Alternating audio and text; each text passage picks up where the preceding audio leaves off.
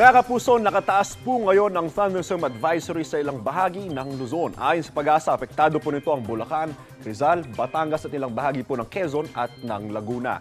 Ang ulang dala niya ang posibleng magdulot po ng baha at landslide, kaya maging alerto po tayo, mga kapuso. Tatagal po ang sabing thunderstorm advisory hanggang 8:46 ngayong umaga. Mga kapuso, kumusta naman natin ang ating mga dam? Kahapon po, mataas pa ang water level sa Pantabangan Dam na nasa mahigit 200 metro. Ayon po yan sa pag-asa. Mataas din po ang tubig na naitala ng Ipo, ng Lamesa, ng Binga, San Roque, Magat at ng Kaliraya Reservoir. Bumaba naman po ang water level sa Angat, ang Buklao Reservoir. Paalala mga kapuso, stay safe and stay updated. Ako po si Anjo Pertiera. Know the weather before you go. Para Mark safe lagi, mga kapuso.